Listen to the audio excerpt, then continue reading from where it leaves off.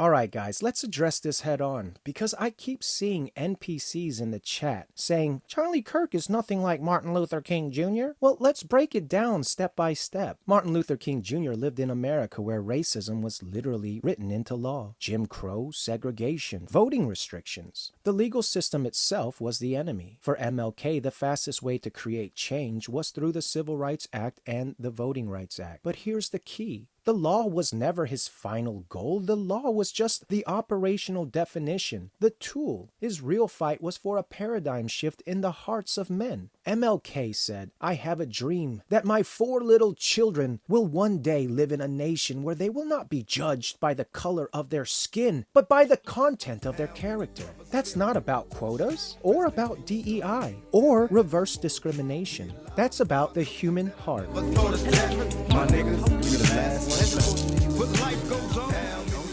Hello world, the Faceless Prophet here, and if you like grounded and based content like this, please make sure to like, follow, and share for more. Now fast forward 60 years, the laws have already changed, civil rights acts are in place, segregation is outlawed. The battle now isn't against explicit Jim Crow laws, it's about how those laws have been twisted into new forms of division. Affirmative action, DEI, bureaucracies, racial quotas. Charlie Kirk is saying we've turned MLK's dream upside down.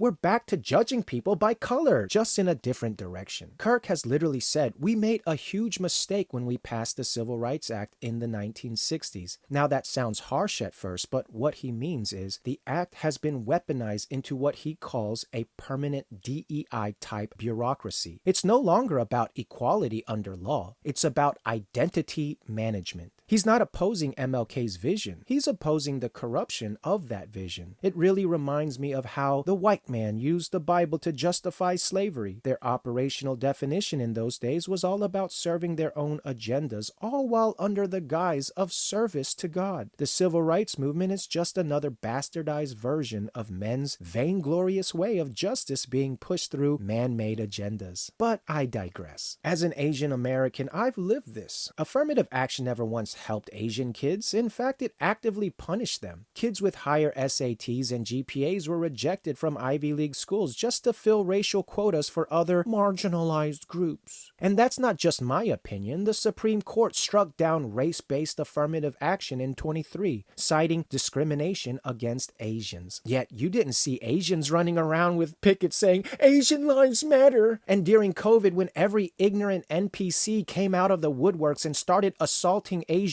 and assuming all Asians were Chinese. We were dreading the day when there would be a mass shooting of Asian Americans, and unfortunately, that day has come. Honestly, it does hurt. I'm not gonna lie. Like, I have been affected. I go to school, and I remember, like, we had an event, and the guy just said straight up he didn't want to show up because he didn't want to catch the virus from us, and it did hurt. We didn't do anything to, like, deserve this, you know? And we're just discriminated against for just being ourselves. This is not okay. This is not who we are, and we must stand united against it. You didn't see Asians rioting and destroying buildings and properties for the sake of justice like when George Floyd was unjustly taken. If MLK said content of character over color of skin, guess what? Affirmative action is literally the opposite. DEI sounds good, but it's a covert form of tribalism. It divides people into identity groups, assigns virtue points, and encourages victimhood. It creates reverse racism, which doesn't heal wounds, it only opens new ones. Again, that's not MLK's dream. That's the nightmare version. Now, Kirk says there's no such thing as white privilege, and I'll be honest, I don't fully agree with that. Human beings have a natural bias for their own kind. It's in-group preference. You see it everywhere, especially in the prison system. When people are cornered, they look for their own kind first. And as an Asian American, I've experienced this bias. White people are the majority, and yes, many have subconscious preferences for their own kind. So did I for other Koreans growing up as a Korean American. It was always nice and exciting to run across a fellow Korean. I would typically treat them with a little more love and respect than the rest of the population. In other words, I gave them preferential treatment. But that doesn't mean we need to be white white shaming or using endless guilt culture. Bias exists in every race, every country. It's not unique to whites, it's human nature. Growing up as a teen, I was all about KP, Korean pride, but now that Korea has been infiltrated by the devil and their music has become just another extension of Hollywood through movies like K-pop Demon Hunter, I would rather take pride in being an American. That goes back to the foundation of what made America great in the first place. Trust in God. Some people point out that Charlie Kirk has said negative things about MLK, that he's called him awful and not a good person. And here's where I actually agree with Kirk's point about character. I actually grew up in Memphis where King was unalived, and my parents had an employee who actually knew MLK personally. And you know what she told me? That he was a womanizer and a player. And you know what? That doesn't shock me at all. Because at the end of the day, MLK was just a man. A depraved, broken human like the rest of us. For all have fallen short of the glory of God, for our righteousness is as filthy rags before him. His personal flaws don't erase the fact that God still used him for a moment in history, but it also means we shouldn't mythologize him as a saint. Moses was an unaliver, and David was an adulterer, but we do not venerate them as anything else than mere vessels for God. God uses the weak to shame the strong, but like the Catholics, this country has venerated King and turned him into something mythical like the Queen of Heaven, the Mother of God, the Mother of Harlots. But Mary was just a vessel, not a sinless saint. That's Kirk's point. We've created a mythical version of MLK that ignores the complexities and the consequences of the civil rights movement. The NPCs want to pit Kirk and MLK against each other, but the truth is, MLK fought unjust laws because the law itself enshrined racism. Kirk fought unjust policies because they enshrined reverse racism and divided the nation. Different battles, same spirit. Both are saying the heart needs to change. And as a Christian, I'll say it even clearer. The lowest common denominator is Jesus. Laws won't save us. DEI won't save us. Affirmative action won't save us. Only Christ changes the heart. So the next time someone says,